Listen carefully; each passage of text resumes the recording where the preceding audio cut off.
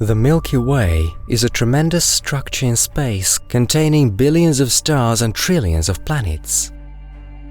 In their turn, these objects are surrounded by gigantic clouds of interstellar dust and scorching hot gas streams. All these components make up the bizarre and fascinating picture called galaxy. And today, we invite you on an exciting journey across it. We'll start out near the star system closest to our Sun, Alpha Centauri. Whizzing on hundreds of times faster than light, we will fly around some of the most remarkable stars closest to us and then briefly stop near an unusual planet whose surface is completely submerged by a perpetually boiling ocean. Placing our lives in peril, we will nevertheless approach an unstable pulsating giant enjoying its last millennia of life, and then pay a visit to the most extreme and forbidding exoplanets. Straight after that, it will be time for the most mysterious and dangerous objects in the Milky Way, black holes. And then we will pierce the galaxy in a swift flight, from the bright center richly illumined by the stars to its very edge, concealing mysterious dark matter. Let's get ready, and we begin. Kosmo. The first in outer space.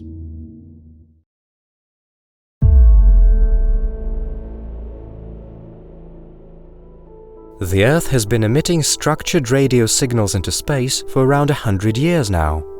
The radio noise from the Earth reached dozens of other stellar systems long ago, including Arcturus, lying 37 light-years away from us, and Aldebaran, which is roughly 65 light-years away.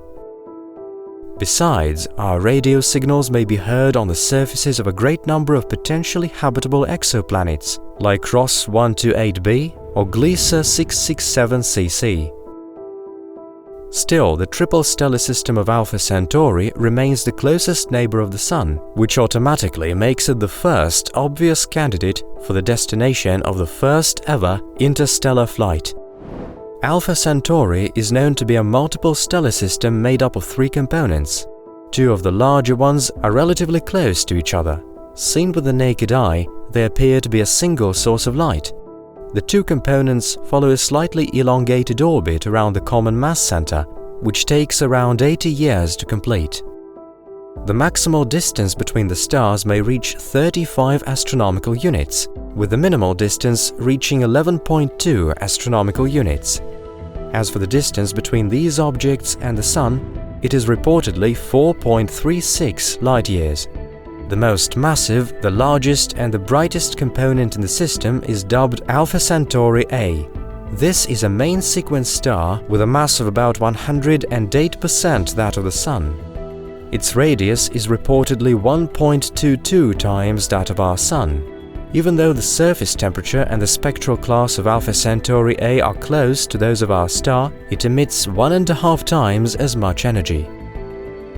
There are no confirmed exoplanets in the environs of this star.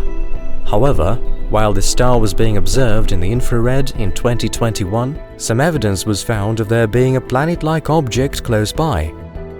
According to preliminary estimates, its mass may be anything from 9 to 35 Earth masses, and its radius may measure 3.3 to 7 times that of our planet. 1.1 astronomical units away from its parent star, the hypothetical celestial body completes a full orbit around it within roughly a year. Additional observations are called for to verify the data, which can be done with the help of either the James Webb Telescope or else Earth-based observatories. The second component of the system is called Alpha Centauri b, or Ptolemy, and it also falls into the class of main sequence stars. However, its mass is 10% less than that of the Sun, and its radius measures only 86% or so that of the Sun. Ptolemy is also slightly cooler than our star. Its surface temperature is reportedly 5,260 Kelvin, or slightly lower than 5,000 degrees Celsius. With these factors combined, the celestial object has an orange hue and its luminosity is on average twice as low as that of our Sun. Incidentally, Alpha Centauri b emits a lot more energy in the X-ray range compared with other objects of its class. Besides, the star is peculiar for its temper, and there are bright flares and ejections to be seen on its surface. No confirmed exoplanets have been detected near this star either. In 2012, a group of astronomers from the Geneva Observatory put forward a suggestion that there was a planet very close to it, whose orbital period was around 12 days and whose radius measured slightly less than that of the Earth. The suggestion was made based on 4 years of observation of the star's proper motion. However, 3 years later, a mathematical error was detected to have been made in the course of data processing, and so the idea of there being a planet was found to be erroneous. The third component of the system is a stark contrast to the first two. It is a red dwarf with a mass approximately 12% that of the Sun. Its size is about 7 times smaller than that of the Sun. Its surface temperature is only slightly higher than 3000 Kelvin, and its luminosity is just a measly 0.17% that of the Sun. Of all the components of the Alpha Centauri system, it is this dim space object that is the closest one to the Sun, lying 4.25 light-years away from it. This is what earned it its name, Proxima Centauri, which is Latin for closest. Besides, the object is getting nearer and nearer. Thus, in 26,700 years, it will be only a bit more than 3 light-years away. Still, this star cannot be seen from the Earth on account of its low luminosity. Proxima is noticeably far from its two companions in the stellar system. This distance is currently around 13,000 astronomical units or 0.21 light-years, but in the next 300,000 years it is expected to gradually shrink to just 4,100 astronomical units. It takes Proxima 547,000 years to orbit around the system's common mass center. Unlike its two larger neighbors, the Proxima Centauri system boasts 2 confirmed exoplanets, as well as at least 1 hypothetical object. Besides, studies of the star in the infrared allowed scientists to assume that there is a dust ring and probably a great number of small celestial objects, like asteroids or comets. The first planet in the system, Proxima Centauri b, was detected in 2016 by the radial velocities method. 4 years later, in 2020, it was confirmed by spectrographic studies with the help of the largest Earth-based telescope on our planet, VLT, the Very Large Telescope. According to the updates, the exoplanet lies 0.05 astronomical units away from its parent star, and it takes it roughly 11 Earth days to complete a full orbit. Estimates show that the planet's mass is 10 to 20% bigger than that of the Earth, and its radius measures about 1.3 times that of our planet. Mathematical modeling revealed that Proxima Centauri b gets about 1.5 times as little thermal energy from its star as does the Earth from the Sun. Its average temperature is 234 Kelvin, or 39 degrees Celsius below zero, which means that hypothetically there could be liquid water in some areas on the planet.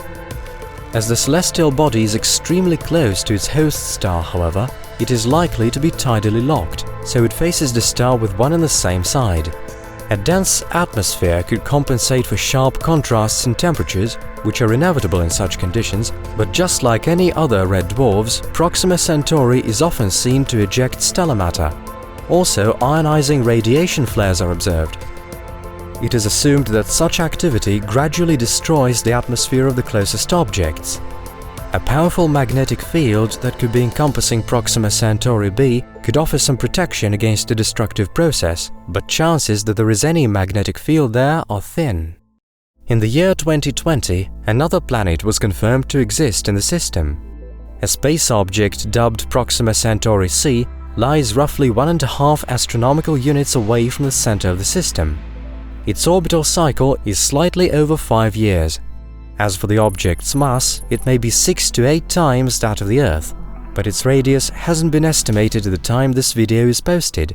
Depending on its size, meanwhile, the exoplanet will fall either in the category of mini-Neptunes or super-Earths. As Proxima Centauri c lies quite a big distance away from its parent star, its temperature is remarkably low, about 39 Kelvin or 234 degrees Celsius below zero. According to some observations, the planet may have a ring system whose radius is roughly 5 times that of Jupiter. Also, based on the latest data from VLT, a remarkably small exoplanet is expected to lie 0.029 astronomical units away from its parent star, whose mass is about 25% that of the Earth. If it does exist, and if this isn't another measurement error, a year on this planet lasts about 5 Earth days, and the surface temperature there could be 360 Kelvin or 87 degrees Celsius.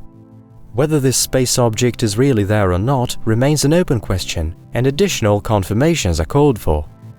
Alpha Centauri has been listening to our radio signals for over 100 years now. But the 40 trillion kilometers of space vacuum between us are too overwhelming for us to cover at this point. It takes light over 4 years to get there, but for humans such speeds are still in the realm of fancy. Even today's swiftest state-of-the-art spacecraft would need tens of thousands of years to cover this distance. However, application of advanced technologies could theoretically greatly reduce travel time. Since the very dawn of space exploration, projects of a great number of spacecraft have been suggested that hypothetically would have been able to negotiate interstellar distances. Nevertheless, not a single one of them has been actually designed. Most of these would-be missions were forgotten, but one is still under active consideration. This is the Breakthrough Starshot program, which implies sending as many as 1,000 microprobes to Proxima Centauri as soon as in the first half of this century.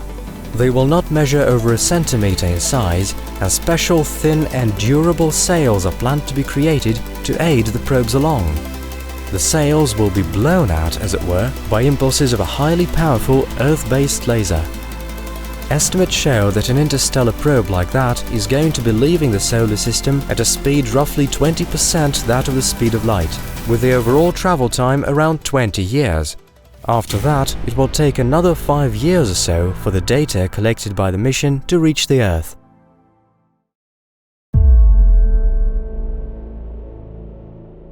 By galactic standards, the area of space on the outer edge of the solar system is considered to be sparsely populated by both stars and other space objects.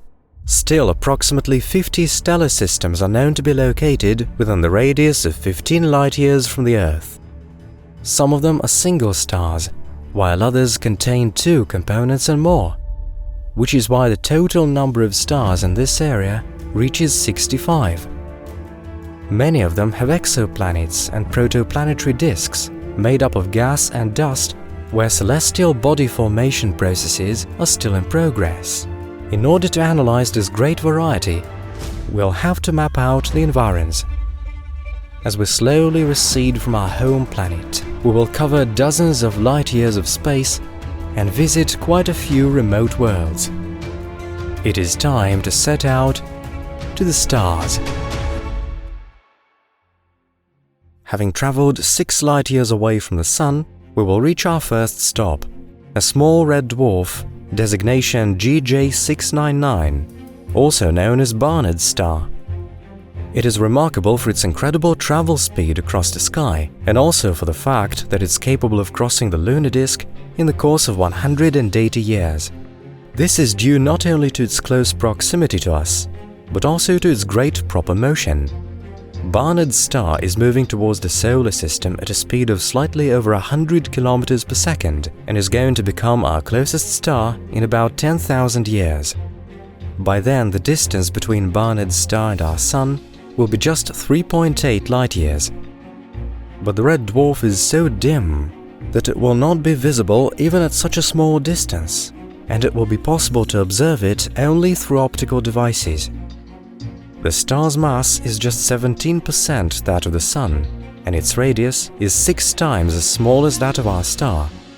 Just like all red dwarfs, Barnard's star is quite cool, with a surface temperature just 3,134 Kelvin, or slightly under 2,900 degrees Celsius.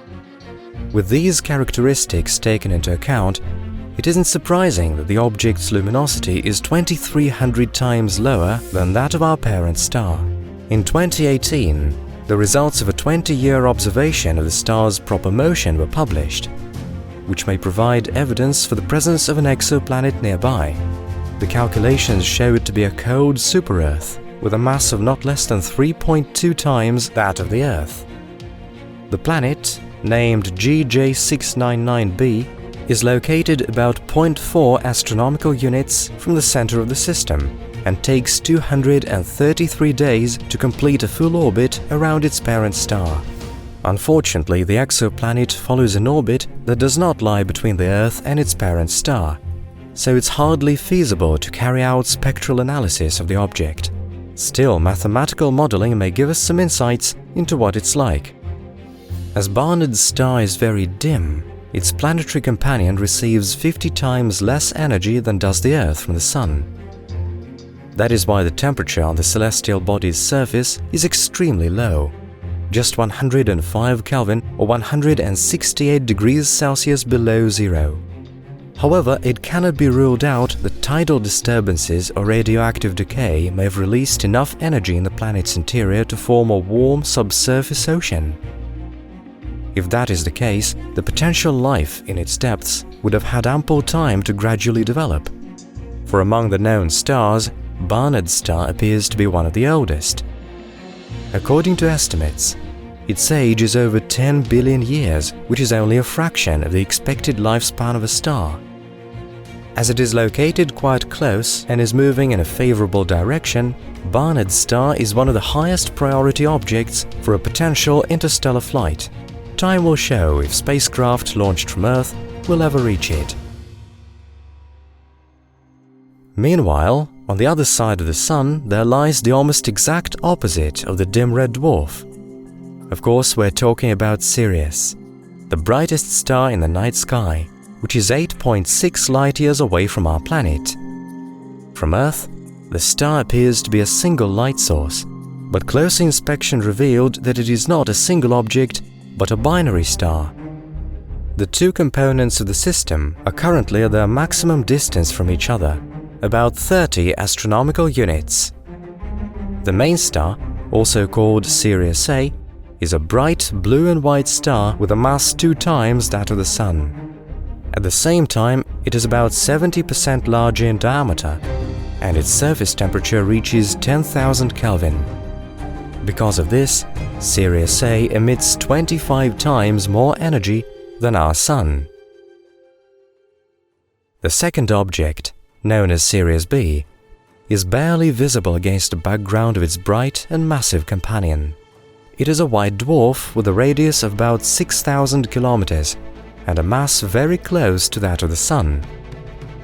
Like all stars of this type, its surface temperature is extremely high, reaching 25,000 Kelvin. However, due to its small size, this white dwarf is about 1,000 times dimmer than its stellar companion. After long and persistent research, no signs of planets have been found in the vicinity of Sirius. The reason for this may lie in the comparatively young age of the stellar system, or else the special position of the ecliptic plane. Because of this, the hypothetical exoplanets do not pass between the light source and the Earth, and therefore cannot be detected by the transit method. Another hypothesis claims that Sirius B exhausted its stellar fuel supply roughly 120 million years ago and transformed into a red giant. Soon afterwards, it shed its outer layers, turning into a compact and very hot white dwarf.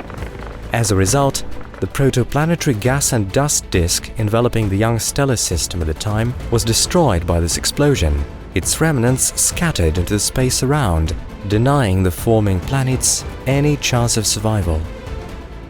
Currently, both components of the system are moving around a common mass center in moderately elongated orbits, completing one every 50 years. Over the next 60,000 years, Sirius will gradually approach Earth, becoming brighter and more visible in the night sky. The minimum distance between us will be about 7.5 light-years, after which the system will start to slowly drift away from us. Things will go on like this for about another 660 million years, after which Sirius A will meet the same fate as its companion. For a brief moment, a massive flare will boost its luminosity by a factor of thousands, but within a few months, the star will fade completely, vanishing from the sky forever. Leaving the vicinity of Sirius, permeated by lethal ultraviolet radiation and stellar wind, we will perform a maneuver near the solar system to reach a small star 14 light-years from the Earth. It is designated differently in different catalogues, and one of its names is Wolf 1061. The star is a red dwarf with a radius of about 30% that of the Sun. Its mass is about 4 times smaller than that of our star, and its surface temperature is 3272 Kelvin, or about 3000 degrees Celsius.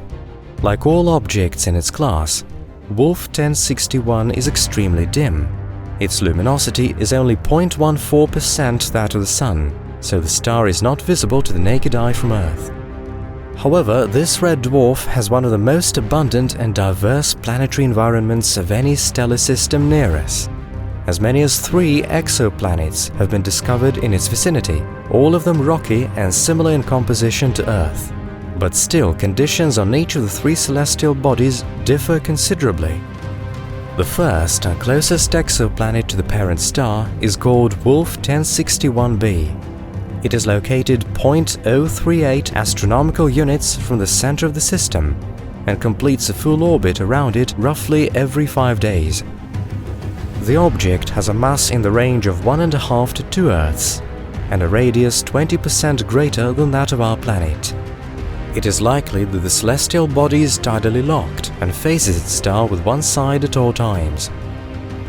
For this reason, the temperature on the day side of the planet is extremely high, and the flares and stellar winds of the star so close to it virtually rule out any chance of there being an atmosphere. All these factors make the exoplanet completely unsuitable for the genesis and support of life.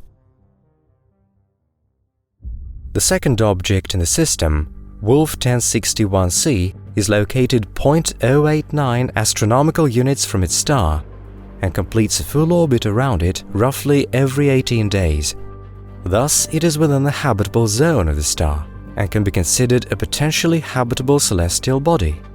Wolf 1061c is about 3 to 4 times more massive than our planet and belongs to the class of super-Earths.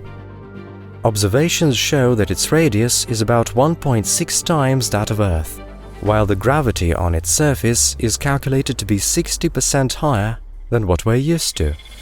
The exoplanet receives noticeably less energy from its star than the Earth does from the Sun, so its temperature of equilibrium is much lower. It is 223 Kelvin, or about 50 degrees Celsius below zero, which is slightly higher than on Mars. Nevertheless, given variations in temperature during the day and from season to season, liquid water may well exist on the surface of the celestial body. With a dense atmosphere with a pronounced greenhouse effect, this probability is even higher, and conditions on the planet could approach favorable ones. Of all the potentially habitable exoplanets known to date, Wolf 1061c is one of the closest, ranking 5th on the list. The third object in the system is called Wolf 1061d. It follows a clearly elongated orbit, with the distance between the parent star and the aphelium reaching 0.73 astronomical units. As for the perihelion, it lies much closer to the system's center, just 0.21 astronomical units away. It takes the celestial object about 217 Earth days to complete a full year rotation. The mass of Wolf 1061d is calculated to be roughly 7.7 times that of our Earth. If this celestial body turns out to be a rocky object, its radius is supposed to measure about 1.7 times that of the Earth. If, on the other hand, this planet falls in the category of mini-Neptunes with a thick multi-layer atmosphere, its diameter is supposed to be not less than 2.2 times that of our planet. In spite of a comparatively high eccentricity of its orbit, Wolf 1061d never enters its star's habitable zone. the celestial body is likely to be completely unsuitable for supporting life, but may pose a great scientific interest in terms of planetary evolution. This system is one of top priority destinations for future explorations, and it is highly probable that there are new discoveries to be soon made in it. In addition to everything else, the star Wolf 1061 is also remarkable for its position, which is virtually at the very edge of the so-called local interstellar cloud. It is an area in space filled with hot but extremely rarefied hydrogen. Its temperature measures about 7,000 Kelvin, and on average there is just 0.3 of an atom to be found in 1 cubic centimeter of space here. It is about twice as little as the average value in the Milky Way. The solar system has been moving through the local cloud for the past 10,000 years. Its average diameter is about 30 light-years, but our system is almost at its very edge. Alpha Centauri, for example, is already in the neighboring so-called G-cloud. We, on the other hand, will spend about another 2,000 years within our cloud, after which we will enter an even thinner and hotter region. The local interstellar cloud was formed by the collision of two giant bubbles of hot cosmic gas. It has a momentum of its own, which is perpendicular to the direction of the solar system's motion, and also has a magnetic field and radiation. Fortunately, despite the high energy of the interstellar gas particles that make up the cloud, there is no threat to organisms on Earth. The solar wind is a reliable protection against cosmic hydrogen, and the Earth's dense atmosphere takes the hit of particles that do break through the heliosphere. Still, traces of the isotope Iron-60, also called interstellar iron, have been found in the ice of Antarctica. It is thought to have arrived to Earth from no other place but the local interstellar cloud.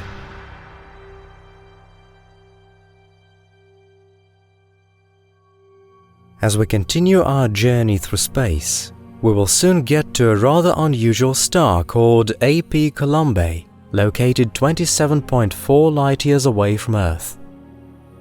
First and foremost, it draws our attention because it was born just 40 million years ago, when the dinosaurs would have long since died out on our planet.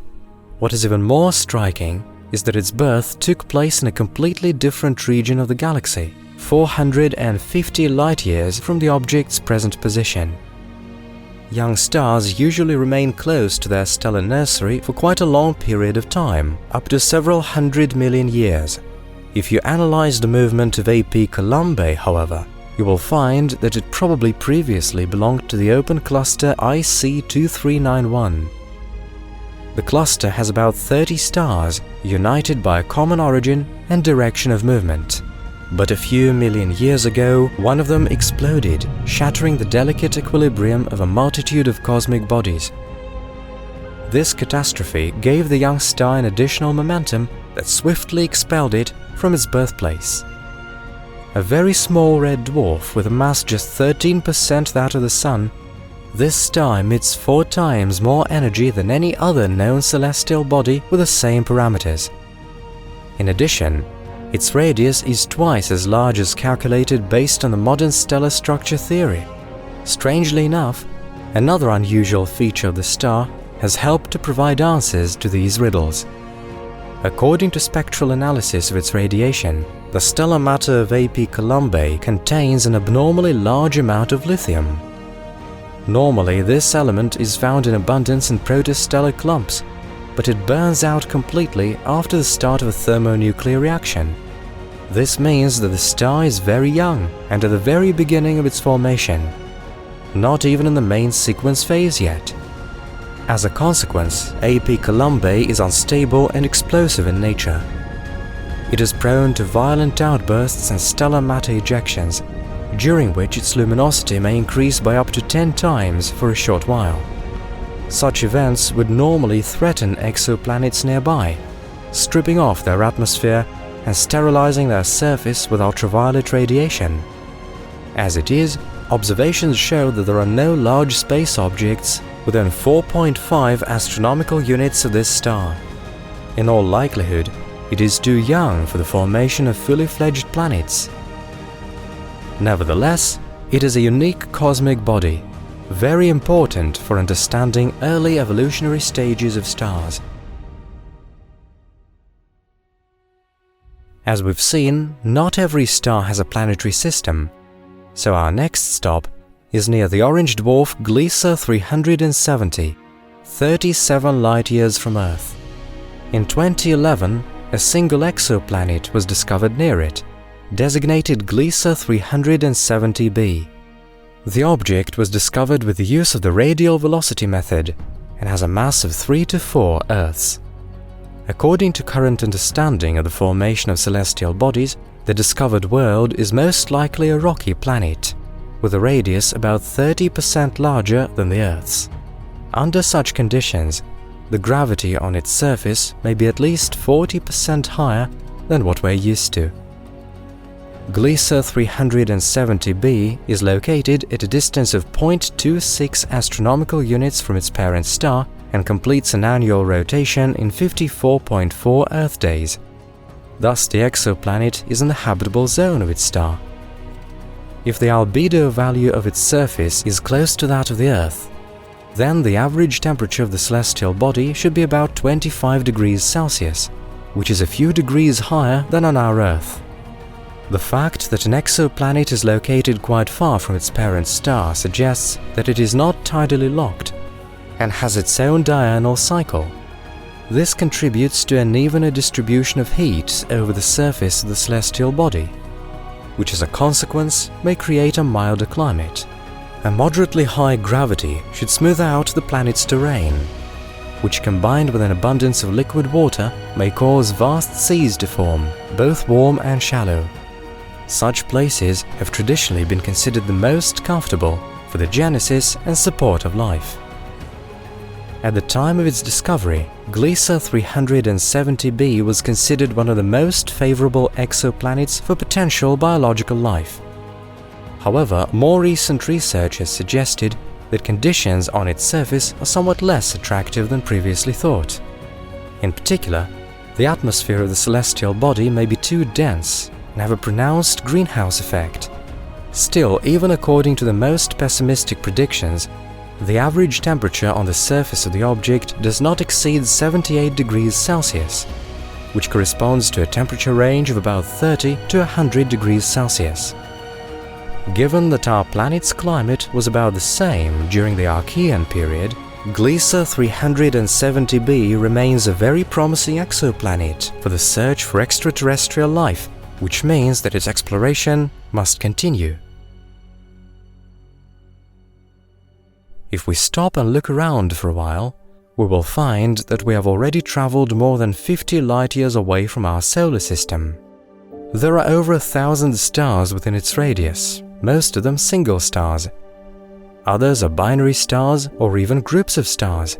The most striking example is Castor, a complex and surprising system of as many as 6 components.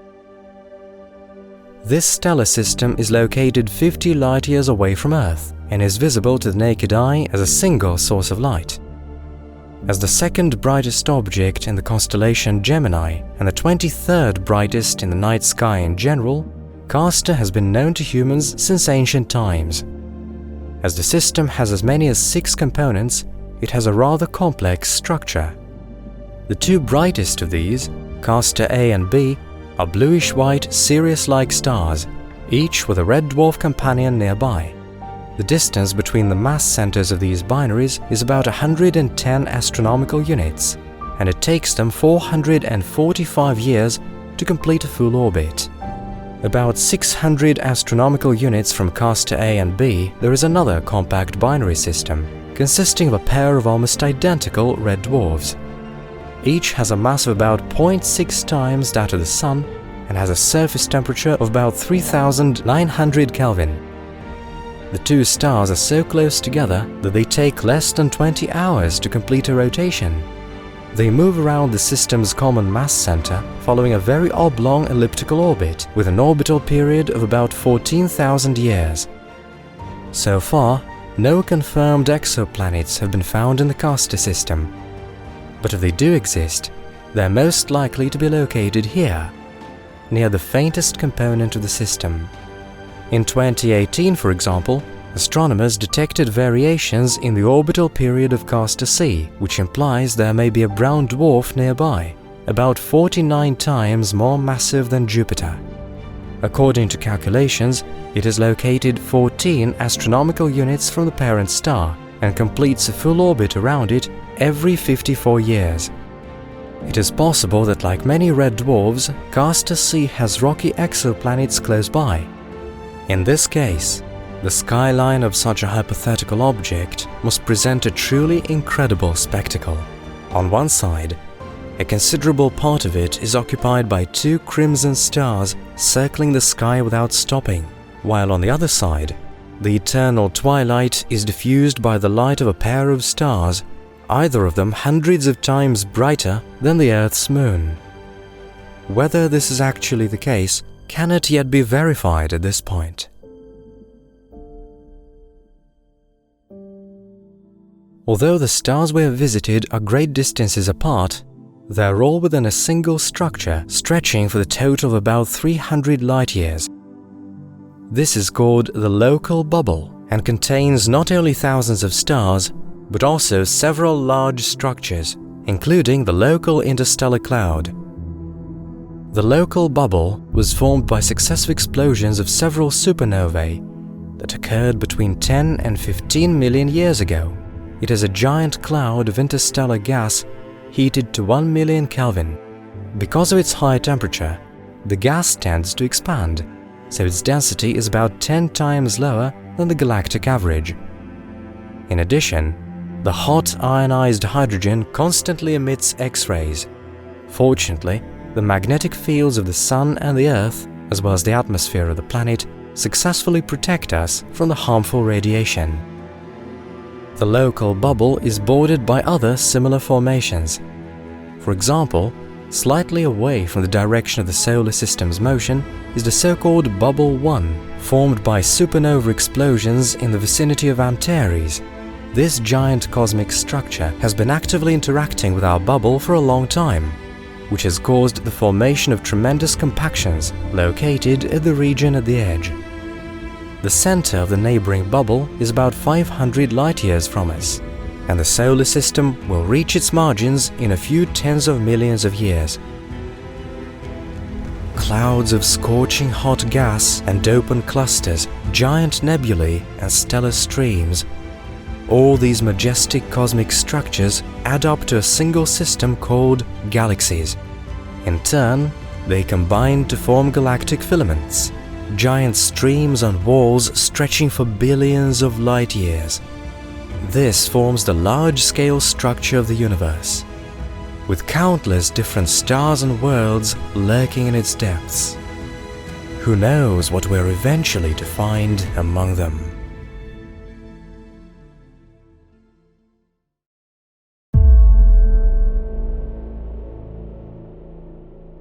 The first steps in theoretical confirmation of there being ocean worlds out there, that is, planets fully covered in water, were made back in the 1970s. That is when evidence was found that radioactive decay in a planet's interior and tidal forces may cause water ice to melt and subsequently form huge oceans. In all likelihood, similar processes take place on Jupiter's and Saturn's satellites. However, these celestial bodies remain icebound as they lie too far away from the Sun, whose rays would otherwise melt the thick layers of ice. But when we talk about an ocean planet, a slightly different type of space object is meant. The term implies that the ocean on a planet's surface isn't concealed under a layer of ice, and its depth measures more than 100 kilometers. Theoretical calculations of these planets' formation and evolution processes were carried out in 2004 by French astrophysicists headed by Christophe Satin. According to this theory, if the mass of a forming planet is more than 10 times that of the Earth, this starts to actively attract hydrogen and helium from the gas and dust cloud around it. In this manner, with time, it grows into a gas giant. By contrast, if this planet's mass is just 6 to 8 Earth masses, the new planet is going to be comprised of ice and rocks roughly in equal measure. Just to compare, the mass total of all water in the global ocean on our Earth accounts for just 0.025% of the Earth's total mass. In this case, provided a space object's orbit lies far from the host star, this object is going to be either an ice giant or a cold super-Earth. Radioactive decay taking place inside the core will help melt some portion of the ice, which in its turn will help form a subsurface ocean, but the planet's outer layers will still remain frozen. If the planet happens to find itself in its star's habitable zone, its outer layers will melt and spill all over the surface in a boundless ocean. Theoretical calculations show that a planet with a mass 6 to 8 times that of the Earth may have a layer of water over 100 kilometers thick. The pressure exerted by this amount of water may reach 20,000 atmospheres, depending on temperature, impurities and other parameters. This is enough for some special exotic varieties of ice to form, like ones remaining solid even at high temperatures. In addition, unlike the familiar water ice, these modifications would be heavier than liquid water. For example, the density of ice 7, which is likely to form in these conditions, should be around 1,650 kilos per cubic meter.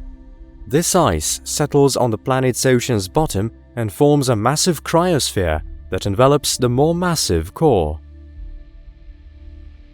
The opportunity to put these theoretical assumptions to test arose when a tiny and dim star was spotted 42 light-years away from the Earth. It was dubbed Gliese 1214. The diameter of this red dwarf turned out to be 5 times smaller than that of the Sun, with its mass just 15.7% that of the Sun. At the same time, Gliese 1214 is 300 times dimmer than our parent star, while its surface temperature is only 3000 Kelvin, or 2700 degrees Celsius. There is nothing particularly remarkable about the star itself. To be blunt, it is just another nondescript red dwarf that looks like any of the billions of other stars in our galaxy. However, in 2009, a solitary planet was detected in its environs, which was dubbed Gliese 1214b. With its diameter measuring 2.5 times that of the Earth, this exoplanet is just 6.5 times heavier than our home planet. Straightforward calculations show the freefall acceleration on the exoplanet's surface to be just 91% that of the Earth. The average density of Gliese 1214b is approximately 1,870 kilos per cubic meter. Judging by this comparatively small value, the exoplanet cannot realistically be made up of mostly metals and rocks, as is the case with our Earth, for example. But incidentally, this average density value seems to confirm the assumption that the astronomical body is 75% water or water ice and just 25% rocks. Thus, it appears safe to suggest that this exoplanet is an ocean planet. The object lies very close to its host star. The average distance between them measures just around 2 million kilometers, or 0.014 astronomical units, which is 75 times smaller than that between the Earth and the Sun. Also, the orbit eccentricity is rather high at 0.27, slightly more than that of Pluto. This means that in its perihelion, Gliese 1214b is approximately twice as close to its star than when in its aphelion. As for its orbital period, it takes the planet about 36 hours to complete it. The red dwarf Gliese 1214 may be 300 times dimmer than the Sun, but this incredible proximity to the star makes the climate on Gliese 1214b scorching hot. Supposing the reflection coefficient of the surface of Gliese 1214b is the same as that of Venus, the planet's surface temperature is supposed to be around 393 Kelvin or 120 degrees Celsius. If, on the other hand, the surface is darker, the temperature may reach as much as 553 Kelvin or 280 degrees Celsius. Due to the fact that the orbit of Gliese 1214b crosses the star's disk, scientists are able to carry out spectroscopic investigations of its atmosphere. Still, the results are rather ambiguous. If this space object really is an ocean planet, Its atmosphere is supposed to predominantly consist of water vapor with some accompanying gases. Interestingly, no lines of hydrogen, helium, or complex substances like water, CO2, and ammonia have so far been detected in the planet's spectrum. It is thought that the outer layer of the dense atmosphere conceals its true content from the observer. The conditions on the surface of Gliese 1214b remind one of what it is like inside a giant steam boiler.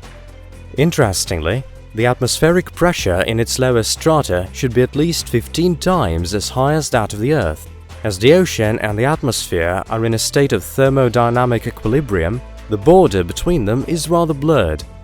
No wonder, as the density of water vapor just above the ocean's surface is practically equal to that of constantly boiling water. As we look deeper at the lower strata of the ocean, the pressure will continue to increase until we reach the depth of 100 kilometers. With the pressure value at this depth, water will be unable to remain in its liquid state even at temperatures this high. And so we will see the bottom made up of dense and heavy ice, whose thickness is estimated to be upwards of 5,000 kilometers. Thus, most water on the planet is concentrated here. Below the cryosphere, there should be the core, made up of rocks and metals. Unfortunately, chances of life evolving on any ocean planet are rather thin, even if the surface temperature happens to be more favorable than on this one. This is so due to the fact that oceans on planets like that are too poor in terms of microelements that are vital for living creatures. Even taking into account meteorites that occasionally bombard the surfaces of these celestial bodies, the chemical diversity is simply not good enough for life to originate here. Still, studying ocean planets poses a great scientific interest. According to NASA's mathematical modeling estimates published in 2020, there may be billions of planets of this type in our galaxy, both cold, harboring an ocean under an ice shell, and warm, like Gliese 1214b. Water is one of the most widespread complex chemical compounds in the universe, and this means that the chances of discovering new ocean planets are quite optimistic.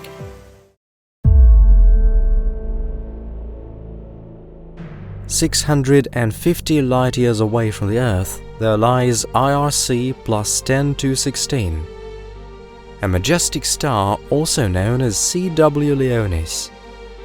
Its radius at its pulsation peak may reach 560 times that of the Sun, which is about 2.6 times the distance from the Earth to our parent star. With CW Leonis hypothetically placed in the middle of our system, all the planets as far as Mars would find themselves under its surface, which would even brush the inner boundary of the asteroid belt. Incidentally, the star's mass is not that great, roughly 1.5 to 4 solar masses.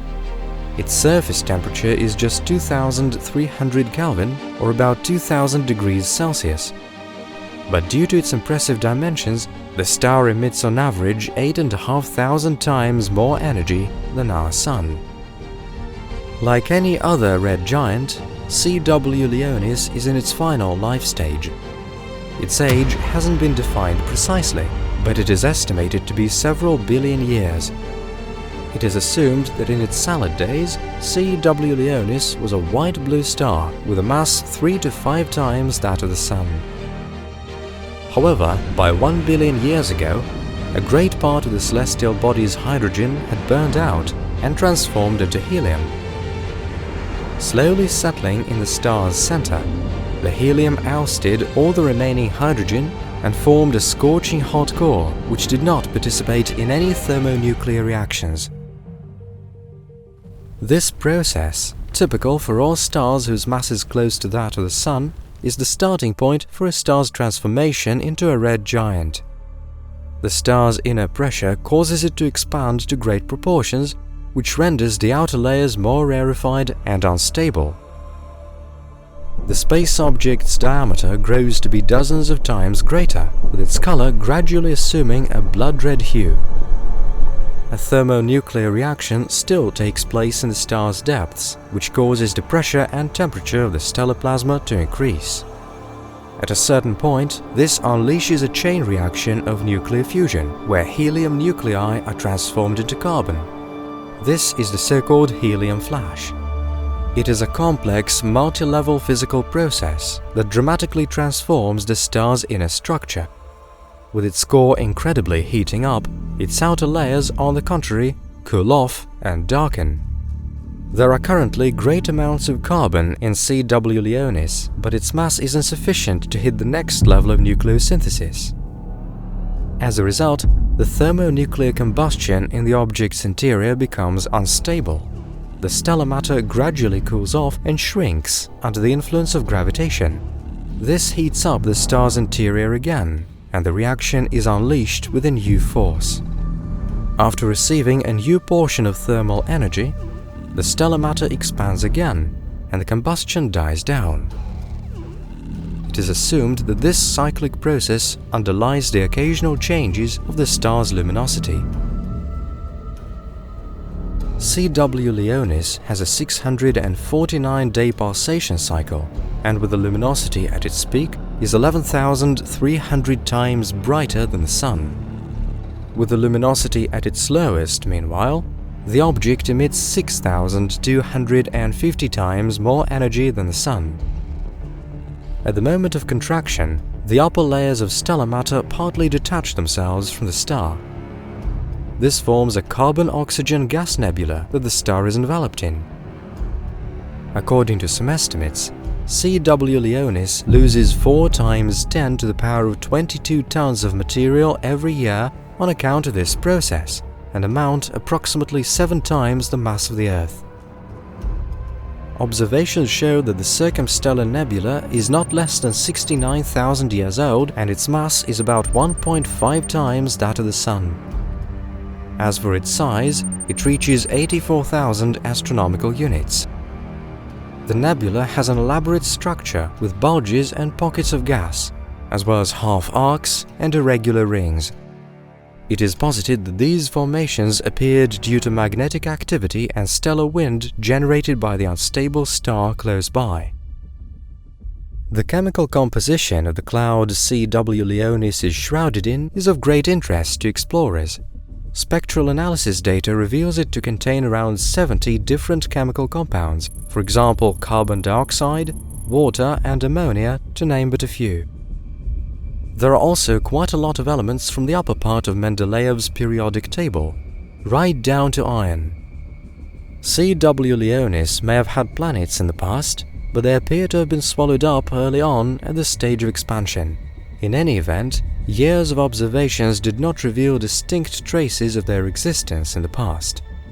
What was registered was subtle changes in the star's orbit back in 1994, and more recently in 2017, mysterious shifts of matter were detected in the cloud of gas and dust enveloping the star. Some small red dwarf orbiting the giant could well account for these phenomena, although attempts to detect its radiation have so far been unsuccessful. This could be due to the nebula close by, which disperses and reflects the energy flow from sources of light located nearby. This phenomenon camouflages any objects in the immediate environs and prevents them from being accurately recognized. The mass of CW Leonis's hypothetical stellar companion is assumed to be definitely smaller than that of the Sun, and it should take it approximately 100 years to complete a full orbit around the giant. Another outstanding feature is the comparatively high water content in the star's environs and envelope. At first, it was posited that the star would melt and swallow up icy comets as it expanded. However, observations carried out in 2009 showed the temperature of some spectral lines to reach 1000 Kelvin, which is possible only on condition that water vapor forms actually in the upper layers of the giant. This fact did not fit in the model of red giant's structure accepted at the time, according to which all oxygen and stellar matter necessary for water synthesis must be used up completely to produce carbon monoxide. A new hypothesis was put forward to account for the witnessed phenomena, which stated that molecules of silicon oxides and carbon are destroyed by a powerful ultraviolet radiation, After that, the released oxygen reacts with hydrogen and there forms scorching hot water vapor. The weakness of this hypothesis is in the failure to account for the source of ultraviolet radiation. Reactions like that may occur only in rather high temperatures, that is within stellar matter. However, it is practically impervious to cosmic rays. This paradox may be explained by yet another assumption. Since the star is unstable, large ruptures and low-density areas occasionally occur on its surface, where ultraviolet radiation is not blocked out that effectively. The water vapor's overall mass in the star's atmosphere and outer layers is estimated at several quintillion tons. Enormous though this figure may seem, in fact, water accounts for just around 1/1000th of the star's overall mass. According to today's notions of stellar evolution, being a red giant, CW Leonis is in its autumn years now. It will deplete its stellar fuel in the next 10 to 30,000 years, after which it will discard its outer layers following a powerful explosion. It will transform into an incredibly hot and dense space object, a white dwarf. Its mass will be roughly 80% that of the Sun, and its temperature will reach several million degrees in the first seconds after the transformation. However, with no energy source, it is destined to slowly and irrevocably fade in the course of billions of years to follow. Eventually, the celestial body will be almost invisible against a background of cosmic emptiness when it becomes a mysterious black dwarf. But this will not happen anytime soon. The shockwave and the mind-boggling temperature in the epicenter will generate new elements that are not to be found in a star's interior. For example, uranium, gold and lead. They will later become part of new celestial objects. Millions of years later yet, radioactive decay will heat the planet's interiors, melt the ice, and saturate the oceans with microelements, thus creating conditions for the genesis of life. The universe is constantly evolving, and global cataclysms and destruction are an inalienable part of this process. But at the end of every storm, there are fresh rays of light.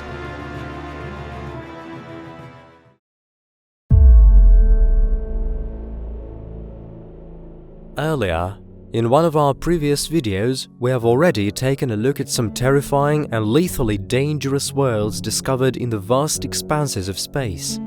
With some of them extremely hot, others are located close to insanely powerful sources of radiation, and yet other ones are peculiar for some bizarre features on their surfaces. However, we haven't quite exhausted our list of the most horrifying planets, and now it's time to see some more. Our first stop is 202 light-years away from the Earth, destination K2-141, an orange dwarf. Its mass is roughly 0.7 that of the Sun, and its radius measures 68% that of our host star. With these parameters almost perfectly proportional, the star's temperature reaches 4,600 Kelvin, which is about 20% less than that of the Sun. And now to the planet in question. Just 0.007 astronomical units away from its star, there lies a really bizarre world, designation K2-141b. This rocky exoplanet is 5 times as massive as the Earth, with its radius 1.5 times as big as that of our Earth. All this gives us grounds to assume that the gravity on the planet's surface is at least twice as strong as that on our planet. The heavy metallic core, meanwhile, accounts for 20 to 50% of the planet's overall mass. It takes the celestial body about 6.5 hours to complete a full orbit around its parent star. Being extremely close, it is tidally locked to it. That is, it faces the star with one and the same side at all times. Observations show that the temperature on the planet's day side reaches 3,270 Kelvin or 3,000 degrees Celsius. This is enough not only to melt most rocks and metals, but also to effectively evaporate them. The day side of the planet is assumed to be covered with a lava ocean that never ceases to boil. The atmosphere is thought to be rather exotic, made up of streams of heavy metals and silicates. By contrast, the planet's night side is incredibly freezing. According to estimates, the temperature of most of its area is tens of times lower than that on the day side, and on balance, its values are supposed to be sub-zero. Mathematical modeling shows that this sharp temperature contrast gives rise to exceptionally strong winds whose speed reaches 1.75 kilometers per second. This is roughly 5 times the speed of sound, which means that the surface of K2-141b is continuously shaken by exceptionally powerful, deafening rumbling. It is assumed that on reaching the night side, atmospheric streams condense and precipitate on its surface in the form of fiery rain. This forms lava rivers, and eventually this molten metal makes its way back into a magma ocean to evaporate again later on and to continue this incredible fiery circulation. However, this infernal cycle affects only a relatively small part of the planet's night side. The thing is that masses of evaporated elements from the day side simply don't make it to the main part of the night side and precipitate somewhere on the border. That is why the central part of the night side is likely to be a freezing desert bound with layers of solid rocks. Remarkably, K2-141b is far from being the hottest planet that we know of. For example, there is an object referred to as Kelt 9b lying 670 light-years away from the Earth. Its surface is as hot as 4,600 Kelvin, which is approximately 4,330 degrees Celsius. Just to compare, the outer layers of almost all red dwarfs, for example, are much cooler, which means that in terms of temperature, this exoplanet is quite a match to stars. Its parent star, designation Kelt 9, is of a whitish-blue color and has a mass 2.6 times that of the Sun. As for its diameter, it is 2.3 times that of our star. The surface temperature of Kelt 9 is rather high at approximately 10,170 Kelvin, or a staggering 9,900 degrees Celsius. This largely accounts for the extreme conditions on Kelt 9b, which lies quite close by. Just 0.035 astronomical units away from its parent star, the planet completes a full orbit around its system's center roughly every 1.5 days. Kelt 9b is a hot gas giant. Compared to Jupiter, its mass is 2.8 times as big, and its radius measures roughly twice as much as that of the largest planet in our system. Based on today's notions about the composition of this type of planets, the inner part of Kelt 9b's atmosphere is supposed to be even hotter. Estimates allow for this value to reach as much as 11,000 Kelvin on account of heavy metal ionization. With this figure so exceptionally big, it appears that the planet's atmosphere should contain vaporized iron and titanium, alongside the elements we're used to in an atmosphere's composition, such as hydrogen or helium. Its close proximity to the parent star and the extremely high temperature cause the planet to gradually lose its atmosphere. By and by, powerful stellar wind blows it off into space, which is why the object is shrouded in a cloud of rarefied gas. This material will eventually be attracted and absorbed by the star. Interestingly, according to some estimates, the exoplanet loses up to 68 Earth masses every billion years. Theoretically, in a long while, Kelt 9b may well get stripped of all of its atmosphere and transform itself into a Chthonian planet. However, its parent star is likely to hit the final stage of its life cycle long before that, swallowing up and destroying all the celestial objects within its reach.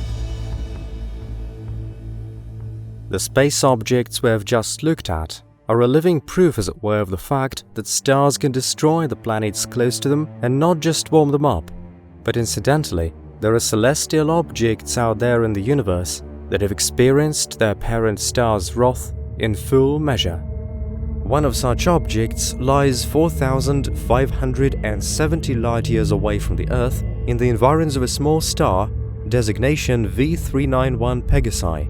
Now, the star is a white dwarf, whose mass is twice as little as that of the Sun, and whose radius is approximately 23% that of our parent star. The temperature of this celestial object is unbelievably high, at almost 30,000 Kelvin. All thermonuclear reactions in its interior would have run their course a long while ago. Up ahead are hundreds of billions of years of slow cooling, with the white dwarf eventually transforming into a black one. The planet we will look at, referred to as V391 Pegasi b, is in this ordinary star's environs. Its lot is exceptionally amazing. According to mathematical modeling, the planet not only survived its progenitor star shedding its outer layers, but actually found itself almost within the star for some time. It is assumed that when the system's star V391 Pegasi transformed into a red giant, its outer layers, extremely rarefied by then, were almost brushing the planet's orbit. Their density became dozens of times lower than the atmospheric air we're used to, which means that the celestial objects devoured by the dying star remained whole for a while and didn't get destroyed at once. It goes without saying that they would have been losing their speed and dropped into the star's hotter and denser layers. Still, V391 Pegasi shed its outer layers sooner than V391 Pegasi b melted and ceased to exist as a whole object. At the moment, the exoplanet appears to be a gas giant, 3 times as massive as Jupiter. Its orbit passes 1.7 astronomical units away from its parent star, and it takes the planet approximately 1,170 Earth days to complete a full orbit around its system center. It is still not entirely clear how this astronomical body managed to preserve such a big mass after its collision with the scorching hot layers of the star. Their influence was supposed to have destroyed the object's atmosphere completely. However, there is no doubt that the host star's collapse brought about some dramatic changes, both in terms of the exoplanet's orbit and its parameters. That is why it is hardly possible for us to ever find out what V391 Pegasi b was like before immersing in a sea of raging plasma. Space expanses conceal uncountable astronomical objects with the most bizarre properties. Some of them are almost totally invisible through regular telescopes, but can be detected by looking at radio wavelengths when exploring space. An example of such like celestial objects is pulsars, neutron stars spinning on their axes at a mind-boggling speed. These object spectra are peculiar for exceptionally fast and regular pulsations. That is why it is quite easy to detect another celestial body transiting between a radiation source like that and an observer on the Earth. This is precisely the way our next object of interest was discovered. But first we'll be looking at a pulsar which lies around 4,000 light-years away from the Earth. This neutron star boasts quite a long name. Here it is on the screen. And now let's check out its remarkable features. The pulsar's diameter is just a measly 20 kilometers, and its mass is approximately 1.4 that of the Sun. The object spins at an incredible rate, with roughly 10,000 rotations a minute, while continuously emitting powerful electromagnetic radiation impulses. Now, the surface of the exoplanet, our next object of interest, is continuously exposed to these waves of lethal radiation, which makes it a hostile and forbidding place. It takes this planet just 2 hours to complete a full orbit around its system's center, and the distance to the pulsar is smaller than the Sun's radius, just 600,000 kilometers or 0.004 astronomical units. Incidentally, the celestial body's surface is bound by eternal cold in space, as its parent star just barely emits thermal energy. The object's mass is around 330 that of the Earth, while its radius is 4 times that of our planet. This makes gravity on its surface as much as 20 times stronger than on the Earth. Estimates show the planet's average density to be about 23 grams per cubic centimeter, which is more than most chemical compounds we know. The planet is thought to be made up for the most part of crystallized carbon under a lot of pressure. Besides, the object's upper layers contain some oxygen, which is probably chemically bound with carbon. It is highly doubtful that a celestial body located so close to a star could possibly have survived a supernova event. It is more realistic to assume that the exoplanet formed after the progenitor star had come to the end of its life cycle and had transformed itself into a pulsar. The exoplanet could be a piece of debris left over from a white dwarf whose material would have dispersed for the most part. This makes classifying the exoplanet an especially difficult task. Still, whatever it is, this world remains one of the most dangerous and hostile ones lurking in the depths of the cosmos.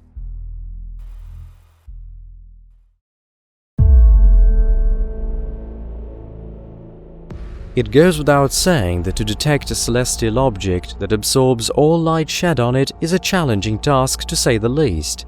That is why there are not that many confirmed black hole candidates today.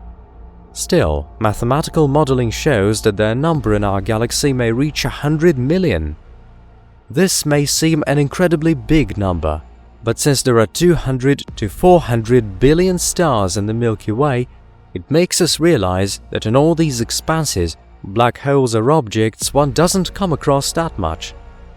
In one of our previous videos on the topic, we mentioned that a star, the progenitor of a black hole, has to have a mass of at least 18 to 20 solar masses. Only this will ensure a powerful enough supernova to compress the scorching hot core of the star to an exceptionally dense clump of material.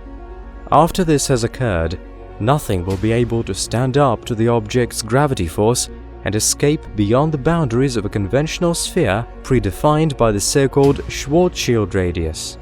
What used to be a star transforms into a bizarre object with an inner makeup that would defy description by the physical laws we're familiar with. The object referred to as A0620-00 or V616 is one of the black holes closest to our Earth that we know of. It lies 3,300 light-years away from our planet and forms part of a binary star in the constellation Monoceros. The other object in the system is an orange dwarf with a mass half that of the Sun. Every 7.75 hours, it completes a full orbit around an invisible object of unknown nature. Estimates show the mass of this invisible object to be around 6.6 times that of the Sun. It is admittedly too much for a neutron star. This leads one to believe that the bizarre invisible object is more likely than not a black hole. In addition to getting deformed and elongated by the more massive neighbor's gravity, the orange dwarf is also getting stripped of the outer layers of stellar matter. Spiraling streams of scorching gas gradually flow to the black hole and form a bright accretion disk.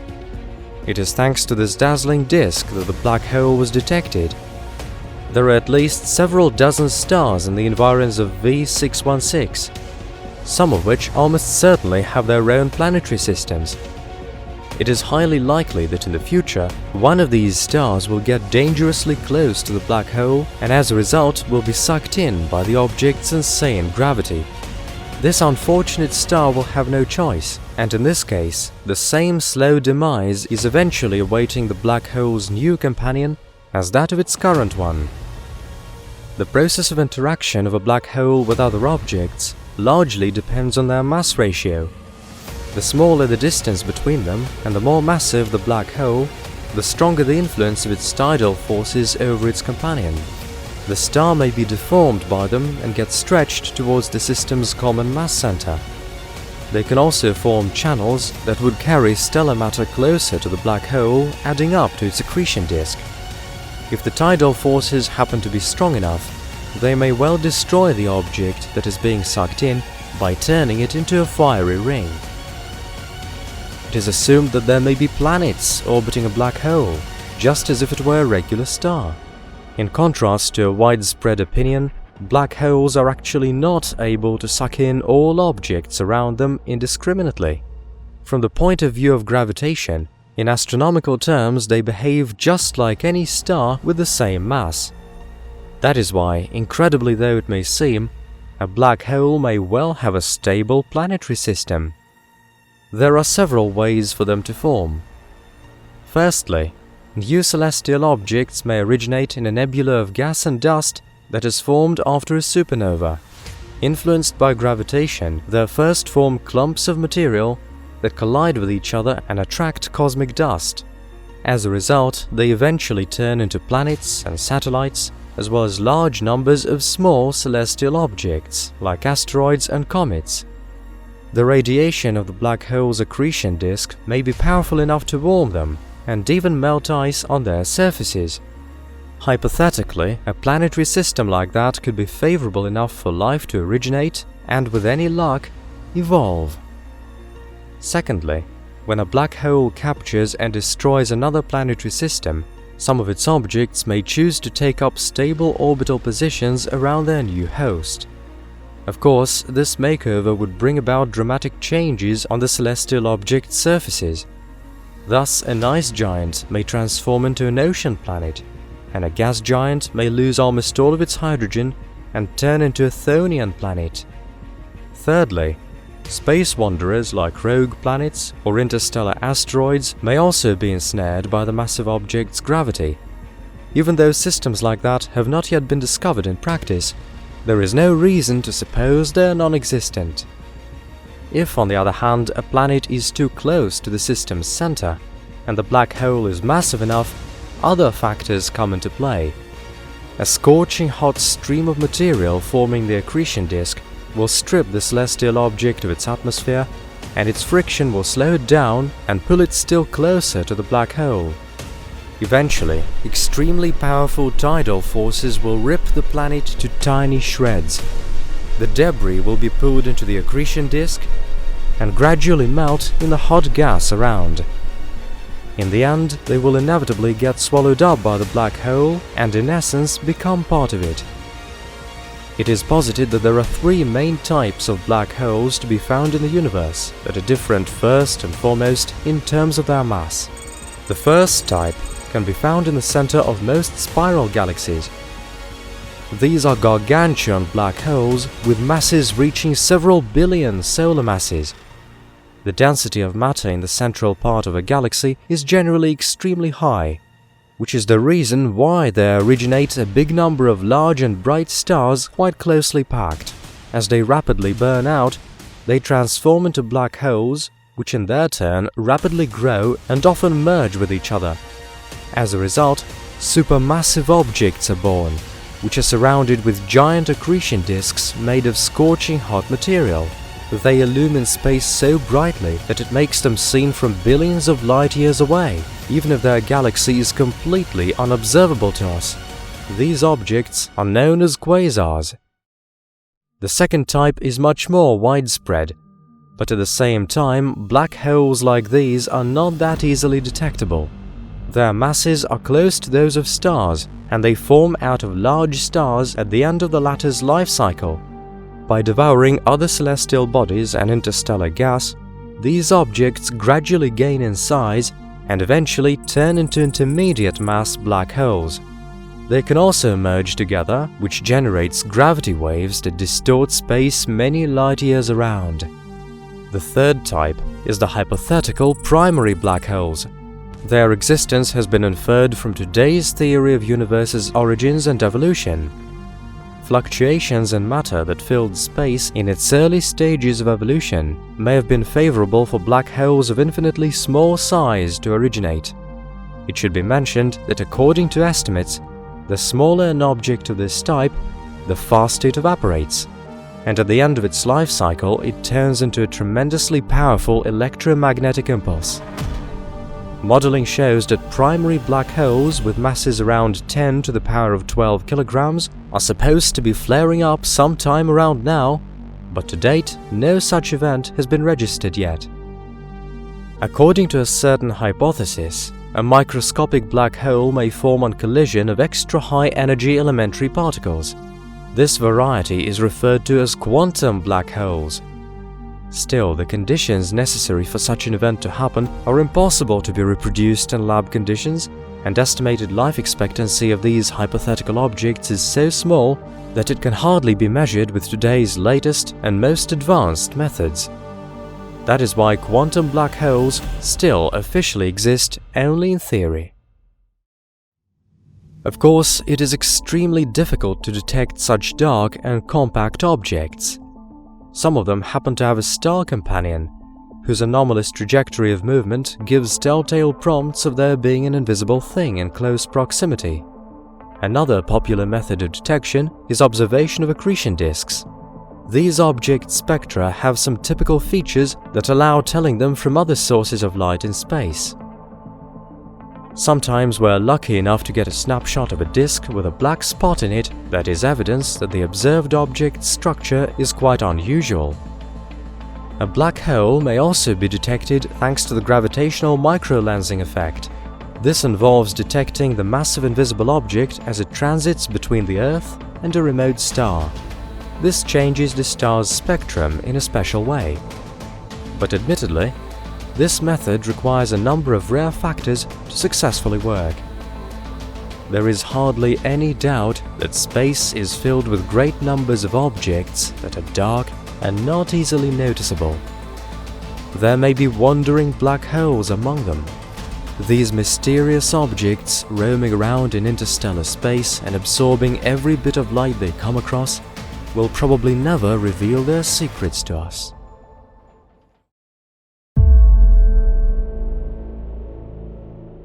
Long before telescopes had been invented, people could observe a light strip crossing the heavens. The fascinating and mysterious phenomenon prompted a multitude of legends, but it took thousands of years of scientific progress to finally account for it. It turned out that the Milky Way wasn't a path of gods. What it is the dissipated light of billions of stars too remote to distinguish each one separately. The idea of the stars around us making up part of a single structure of enormous dimensions was first suggested by Immanuel Kant back in 1755. He also assumed that some nebulae discovered by scientists could in fact be remote star clusters, that is, other galaxies. This ingenious guess was well ahead of its time, with the philosopher's contemporaries initially dismissing it. Only in the early 20th century did the progress of observation equipment enable scientists to confirm the existence of other galaxies, and in 1936, Edwin Hubble devised a classification system. Many of its principles are still referred to by scientists today. According to the system, the Milky Way falls into the category of barred spiral galaxies, although it took a long while before it had assumed its today's looks. Our galaxy is quite an old one, since the stars in its central globular clusters were born as far back as around 13 billion years ago. At the same time, there are some areas in the Milky Way where stars are actively born, which means that there is always a fresh supply of young stars. The collected data points to the fact that the Milky Way is a comparatively large galaxy in astronomical terms. The diameter of its disk measures as much as 200,000 light-years. With a halo reaching out into space much deeper yet, our galaxy is home to at least 200 billion various stars, as well as 25 to 100 billion brown dwarfs. In addition, it contains over 1 trillion planets, countless small celestial objects, as well as clouds of cosmic dust and interstellar gas, which may reach gigantic dimensions. At the same time, regular matter accounts for a small ratio in the galaxy. Around 90% of the Milky Way's overall mass is the so-called dark matter. The amount of light emitted by this mysterious and widespread substance is negligible. However, dark matter plays an active role in gravitational interaction. Even though most of the galactic mass remains invisible, we can still calculate it. To that end, scientists refer to stars' trajectories of movement around the center of the Milky Way. According to the estimates, the overall mass of our galaxy reaches 0.8 to 1.5 trillion solar masses. The structure of the Milky Way is quite elaborate. We'll start our journey today from its center. This area of the galaxy is shrouded in massive clouds of gas and dust, but by a happy chance we can observe it through the so-called Bardes window, an area of space with lower amounts of dust. Just like most spiral galaxies, the Milky Way has a supermassive black hole in its center, which is surrounded with an accretion disk with a radius roughly 3 light-years. Dubbed Sagittarius A star, It is the closest object of this class to us. Its mass is 4.3 million solar masses, and its radius isn't over 16 million kilometers, which is 3 times smaller than Mercury's orbit. The first data about the nature of the object in the center of our galaxy was acquired in the course of long observations and thorough calculations. Only as recently as on May 12, 2022 was it possible to get the first image with the help of the EHT network of radio telescopes, and so the earlier hypotheses were confirmed. The area in the center of our galaxy is highly populated. More than 6,000 stars have already been detected within 3 light-years from the black hole, with the orbits of some of them defined rather accurately. For example, there is a white-blue star, designation S62, which is 17.8 astronomical units away from the black hole on its closest approach to it, while moving at 6.7% the speed of light. Classical mechanics laws are inadequate for description of the trajectory of movement of a star as swift as that because of relativistic effects. Just to illustrate, the axis of its orbit shifts by 75 angular minutes with every completed orbit. Besides, when crossing this area in space, we can see several large star clusters with a total mass of around 1 million solar masses. And slightly further, roughly 200 light-years away, another massive black hole is likely to be lurking, whose mass should be around 100,000 times that of the Sun. Traveling further on, we will reach the central molecular cloud, an irregularly shaped area measuring 1600 to 1900 light-years, whose mass is over 60 million solar masses. There are a great many stellar nurseries and gas nebulae, as well as protostars and remnants of supernovae. Most of the cloud's matter is dense hydrogen, whose temperature fluctuates between 50 and 600 Kelvin, which corresponds to 223 degrees Celsius below zero to 327 degrees Celsius above zero. Spectral analysis shows the gigantic nebula to contain carbon monoxide, methyl alcohol, and hydrocyanic acid in addition to hydrogen. Having receded from the Milky Way's center a bit, we will see that it is encompassed by a bulge, a bright and massive formation of an elliptical shape. With its length reaching 10,000 light-years, its transverse diameter is roughly 7 light-years. The total mass of the bulge is as much as 10 billion times that of the Sun. The exact number of the stars cannot be calculated because their radiation blends and renders any estimates unrealistic. Being elongated, the bulge forms the so-called bar stretching for approximately 13,000 light-years and serving as the base for spiral galactic arms. It is here, at one of its ends, that we can see the star cluster Stephenson II, containing the largest known star today. Its designation is Stephenson II-18, and its radius is 2,150 times that of the Sun. Unfortunately, chances of finding exoplanets orbiting this outstanding object are quite minuscule. Even if planets did exist at some point in the past, the hypergiant would have swallowed them up while it was expanding. The galaxy's center is home to billions of stars and apparently a great number of exoplanets. Chances of encountering a potentially habitable world among this great multitude are much lower than in less populated areas of the galaxy. This is due to the fact that when a big number of stars are located close together, they destabilize exoplanets' orbits, while their powerful radiation is lethal to all living things. That is why a special area in the galaxy is defined as the habitable zone. It looks like a ring, with a radius measuring 22 to 29,000 light-years, and contains star systems with the most favorable conditions for the genesis of biological life. Worlds encompassed by the ring languish in exposure to excessive radiation, while beyond the ring there's a lack of heavy elements. However, mathematical modeling shows that stars within galaxies are able to migrate thousands of light-years away, thus either leaving the habitable zone or entering it. Consequently, with an exoplanet lying within the zone, it does not automatically suggest favorable conditions on it. Moving on away from the center of the Milky Way, we will have a chance to check out its most impressive part, the galactic disk. It is made up of two components with different properties. The first one, known as the thin disk, measures 1,000 to 1,300 light-years in thickness, and its visible radius measures as much as 50,000 light-years. On the edge, it gradually dissipates, with the outermost stars lying up to 100,000 light-years away from the galaxy's center. This part of the Milky Way contains around 80% of the galaxy's visible mass, and in fact, it was the last component to have formed. As for the thick disk, its diameter is comparable to that of the thin disk, but it's 4 times as thick and is much more rarefied. It is made up of old stars and is practically devoid of interstellar gas.